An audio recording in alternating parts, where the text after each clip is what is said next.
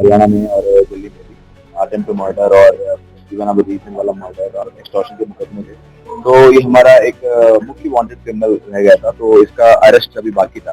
तो उसमें हमने मल्टीपल टीम्स लगाए, हमारे दयालपुर थाने के भी क्रैक टीम लगी थी और हमारे स्पेशल स्टाफ जो हमारे इंस्पेक्टर अरविंद जो हेड कर रहे हैं उनके नेतृत्व में और अन्य छोटी छोटी टीम भी लगी थी दिल्ली के अंदर और दिल्ली के बाहर भी। और हमको कल रात हमको एक गुप्त सूचना मिली कि ये हमारे हजूरीबाग मेट्रो स्टेशन के आसपास वो आएगा, घूमेगा, किसी से मिलने। तो हमारे गुप्त सूचना के अनुसार हमने उस एरिया में हमने अपनी प्रेजेंस रखी और फिर उसको आइडेंटिफाई करा और फिर आने करने के बाद उसको हमने अरेस्ट करने की कोशिश की। उसको हमने बोला कि हम पुलिस हैं और वो अपना सरेंडर कर दे, लेकिन वो अपनी बात नहीं माना और हमारे ऊपर फायर करने लगा।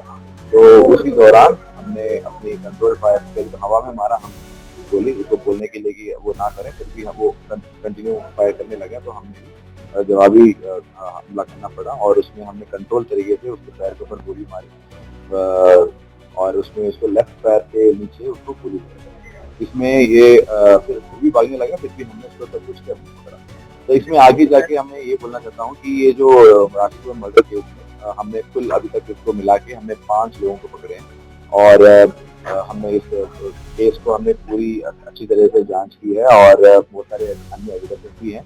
इसमें हमको इसके पास एक सेमी ऑटोमेटिक पिस्टल भी मिली है और एक दो लाइव राउंड मिले हैं और जो अन्य खोखे हैं जो वारदात के पास भी मिले हैं वो भी मिले हैं। जो मुस्लिम था सर इसका कोई यस, इसके ऊपर टोटल 9 केस थे हरियाणा के और दिल्ली के कुल मिला के। हरियाणा का फरीदाबाद का एक एक्सटॉर्शन केस है, 3 अटेम्प्ट टू मर्डर हैं जो 2 हैं बाहर के हैं हरियाणा के, एक दिल्ली के हैं और उसके अलावा एक चोरी का केस है और 3 आर्म्स एक्ट के केसेस हैं। तो इसके ऊपर अन्य केसेस अच्छे काफी केसेस हैं। पहले तो ये हमारे एरिया में रहता था, फिर बाद में ये अपना एरिया छोड़ के देहरादून की तरफ रह गया था। तो फिर बाद में उसकी एक्टिविटी ज्यादा नहीं थी, बट इसके साथ नसीम दुरानी था, उसके साथ ये दोनों पहले काम करते थे, ये अपना आर्म्स को स्मगल करने वाला काम इन पीछे करते थे। तो उसमें इन दोनों के बीच में अनबन रही, तो ईच पर्सन यूज्ड टू अपने परिवार और दोस्तों के खिलाफ ये लोग फायर करते रहे।